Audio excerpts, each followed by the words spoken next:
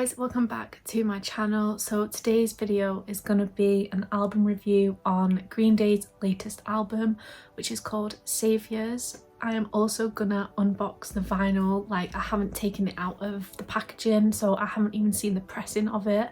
I'm super excited to see that. That is basically what it's gonna be. This is not like an intense album review. This is more like, you know, my first impressions and like initial thoughts and things like that. A very relaxed album review. But if that's something that you're interested in, then please keep on watching. Let's just get into this review. So first things first, I am going to show you the vinyl. So this is the vinyl. I'm trying to do it so the light's not on it. So that is the front cover. And then here it just says that it's exclusive to 5,000 copies worldwide. This is the back. So you've got obviously one from Green Day and then the track list.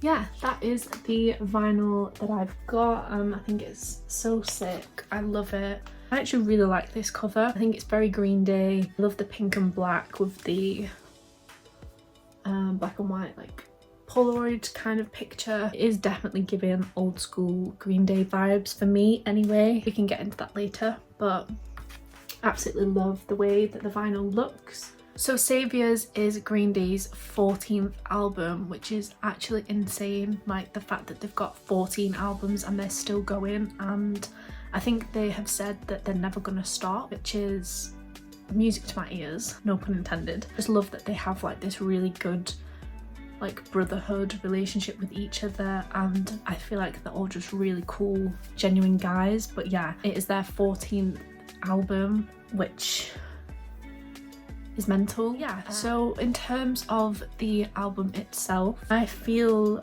like I've only listened to it like a couple of times. From my first impressions, I feel like Saviours is so much like their older stuff. Their last album, which was called Father of All, was a really good album and it had some good songs on there, but it definitely didn't feel like it was very new for Green Day. Like, it was a different sort of sound that they were trying. You know, the album was good, it was successful. After listening to Saviours like 2 or 3 times, feels so much like their older stuff, and that is honestly, I don't know, like, it's just amazing. And I think they've just hit the nail like on the head with it, like keeping it current and fresh and feel like new music, but also having the nostalgia of their older stuff. It's a very Green Day album, and I think if you like a lot of their older stuff like Dookie and American Idiot, I think you will really like this album. So when they first announced that they were obviously getting a new album out, they released the American Dream is Killing Me, which was their first single off the album,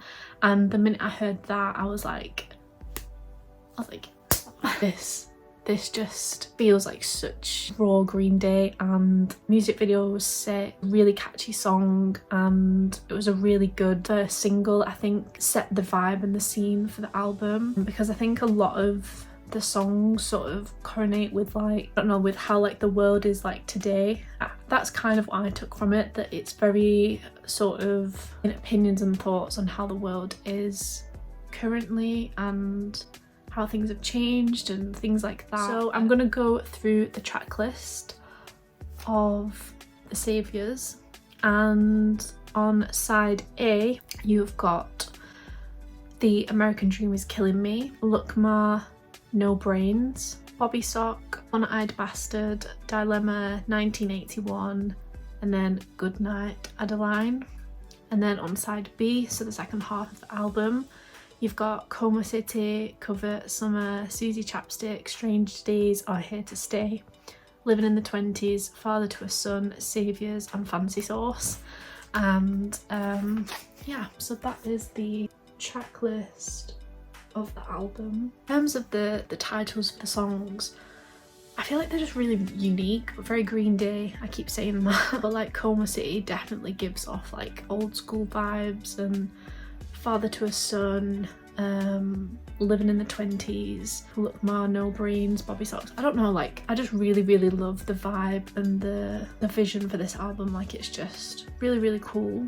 After listening to the album like a couple of times. My standout songs were obviously The American Dream Is Killing Me, because I've heard that on the radio and I've been playing it and things, but I would say that I really liked Dilemma,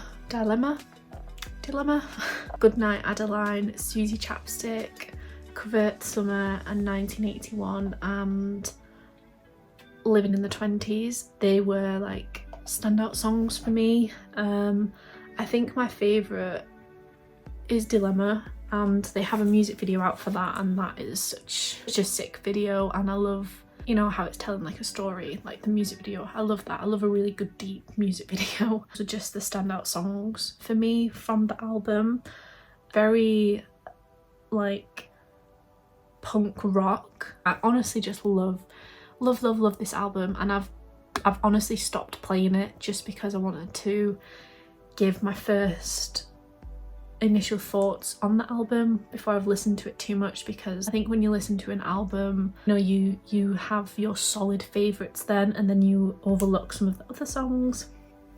I don't know.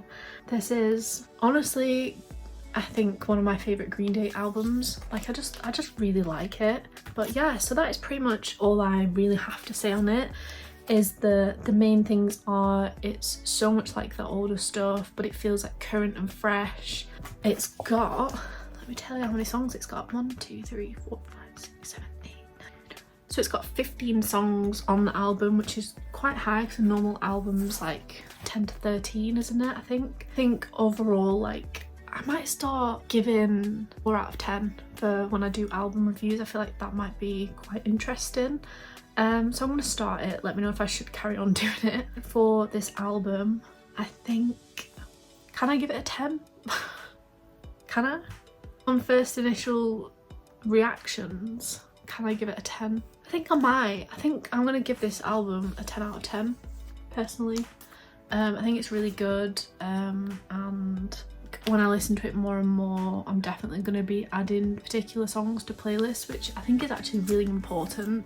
Like, some albums you obviously love, but you only listen to them as an album.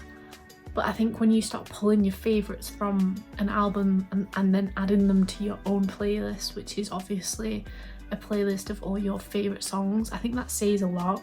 And the fact that I've got like 5 or 6 songs that I initially was like, yes, I love, that's such a good sign, and that's without me knowing the lyrics to the songs and things like that. So yeah, I think I might just give it a 10 out of 10, and maybe the more reviews that I do, I can sort of come up with like a point system of when I rank. But for me, I'm going to kick this off with a 10. Like, this is the first official album review. I'm going to give it a 10. If you're still watching, I am now going to unbox this vinyl. It's not a gatefold. It's not. So I'm going to take it out of the plastic sleeve that I've got. I've got my little like cloud pocket Stanley knife. I got this from Shein and it's pretty dodgy. I'm gonna unbox this. So like I said, I'm pretty sure neon pink with green splatter is what I ordered. I have opened it, as you can see, but I've left the shrink wrap on so I can keep this on. Let's open her up.